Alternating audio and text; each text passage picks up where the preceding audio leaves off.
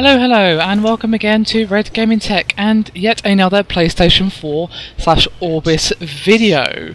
I actually have some rumours concerning the price tag, and as I said, this is a rumour, yet to be confirmed or denied by Sony, so please take what I'm about to tell you with a pinch of salt, as it could be a little bit off or completely off depending, or there could not even be a price yet. But basically, according to a Japanese newspaper, the next generation PS will go on sale for around $400. The local paper is the Asahi Shimbun, and please forgive me if I pronounced that wrong.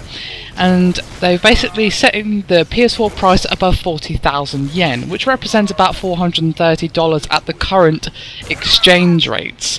There aren't any official figures to validate the claim, however, but the rumoured price point is not too far off the Wii U's current $349 retail price.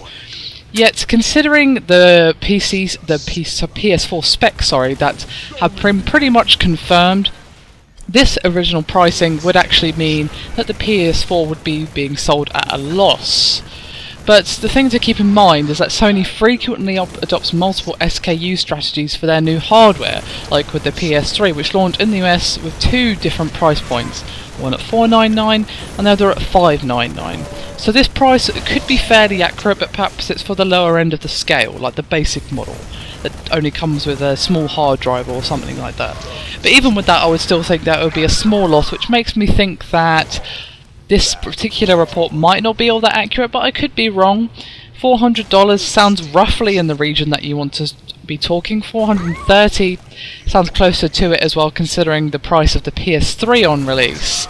So we'll have to see what happens with this. I mean, to be honest with you, I was actually a Sony gal until the release of the PS3, and the only reason I didn't get that in the end and went for the Xbox is because the Xbox was significantly cheaper. And I'm talking a couple of £100 cheaper. So obviously, to someone such as myself at the time, that was the right choice to make. As much as I actually wanted to go with a PS3, I couldn't afford it. And maybe Sony have kept that factor in mind for the various people, because obviously it's no secret that consoles are very expensive and that not everyone can afford them on launch, especially if they don't have that strong of a launch lineup. So it'd be interesting to see how true this is. What do you guys think on this topic? I mean, do you think it's true, or do you think it's roughly near the mark, or do you think it's way off? And what would you make of this kind of price point, or what kind of price point would you expect to see if you don't think this one is in fact going to turn out to be true, or at least close to the mark? I'd be very interested to see what you guys think. Personally, I'm not sure. I'm leaning more towards it's probably not going to be true, as they would be underselling themselves a little bit, but I could be completely and utterly wrong. I have been in the past, and I'm sure I will be again in the future. Anyway, thank you very much for watching this Red Gaming Tech video. Hope you've enjoyed, and I'll see you guys next time.